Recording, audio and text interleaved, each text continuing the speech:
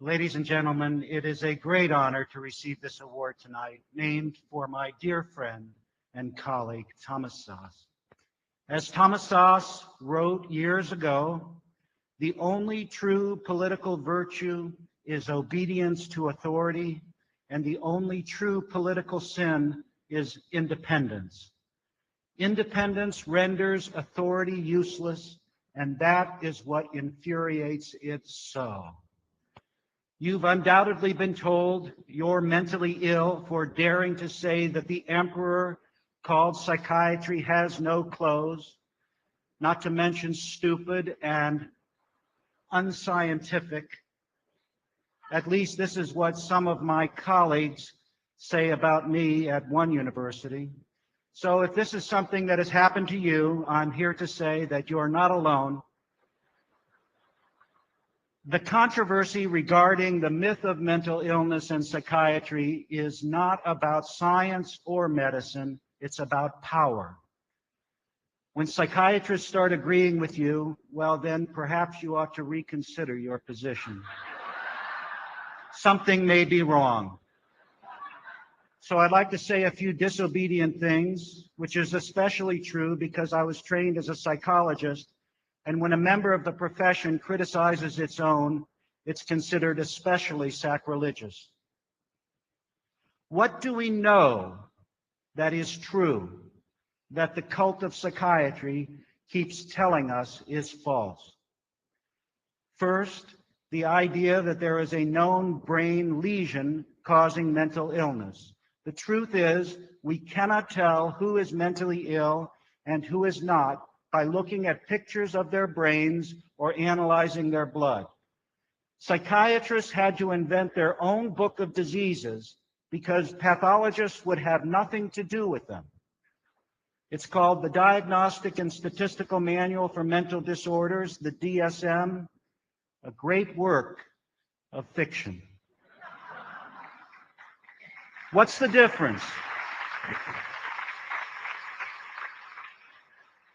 What's the difference between the DSM and a scientific book of disease?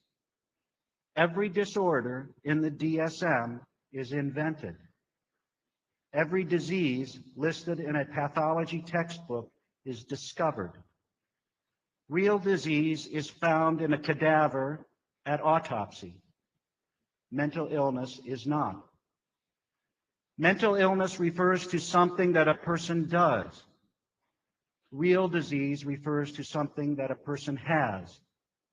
Consider this yet another way. It takes one person to have a real disease. It takes two people to have a mental illness.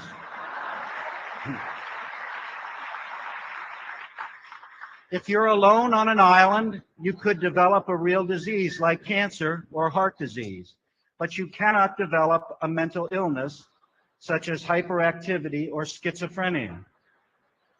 This is because mental illness is always diagnosed on the basis of some sort of social conflict. When people do something that others find objectionable, they can be diagnosed as mentally ill. If the person doing the diagnosing is more powerful than the person diagnosed, then there is trouble. In this sense, the diagnosis of mental illness is always a weapon. Not so when it comes to diagnosing real disease. Think of how, when people get angry with one another, they inevitably resort to some kind of diagnosis. They say, "You're crazy. You're mentally ill. You're paranoid." Can you imagine somebody getting angry with someone and saying, "You have diabetes. You have Parkinson's disease"? Social conflict has nothing to do with developing a real disease. You don't develop diabetes because someone doesn't like the way you think, speak, or behave. You have to have someone else present to judge that your behavior is morally good or bad in order to have a mental illness. So diagnosis is a weapon, a tool people use against one another, especially when there is some kind of power conflict present. And what of treatment? Treatment for mental illness is punishment. Look at our criminal justice system. When someone commits a crime and a psychiatrist is in the courtroom, a defendant may go to a mental institution instead of a prison. Can you imagine a judge saying, "I sentence you to treatment for your cancer"? I submit to you that psychiatric treatment is worse than prison. For in prison, they don't judge how long people should be deprived of liberty on the basis of what they think about themselves and the world. In a mental institution, of course, this is the case. If you don't think about yourself and the world correctly, you'll be punished longer. Psychiatrists love to say that mental illness is a real disease, just like cancer. The analogy between mental illness and real disease is not reciprocal. It doesn't hold both ways. Having cancer is not like being depressed. We don't shock people who have cancer to make them better, especially if they don't want to be shocked. Consider how melanoma, a deadly form of skin cancer, is a disease here as well as in northern India. If you have melanoma, does it cease to exist if you move to another country, another culture? Of course not. If you're wandering the foothills of the Himalayas and meditating for 15 hours a day, you may very well be called a holy man in India. Take that same person, have him walk across the grounds of the Washington Monument in Washington, D.C., and he's diagnosed a paranoid schizophrenic and committed to a mental hospital. What do you think psychiatrists would do if Jesus were alive today, or Buddha, or Mohammed? Bada bing, right into a mental hospital, injected with drugs to stop their crazy beliefs and speech.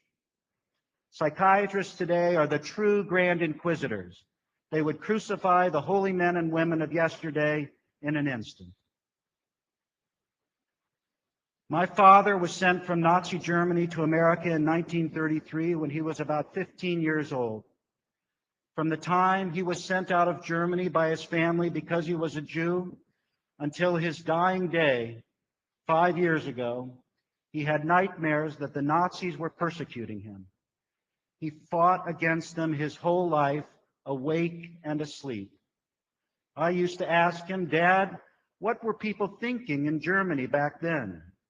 What were they thinking when they saw the Nazis parading about?" And he used to say, "Nobody took them seriously. Nobody believed they could ever have the power to do what they did. We laughed at them." Now, while I encourage you to laugh in the face of those psychiatrists who argue that 2 + 2 doesn't equal 4, know too that we must also take them seriously, especially when it comes to the harm they have done to people in the name of helping them. For if we do not, history will repeat itself. We are building a resistance to the psychiatric Gestapo. The Citizens Commission on Human Rights is an important partner in the fight for liberty and justice. That is why we are here tonight, and that is why we will be together tomorrow. Thank you.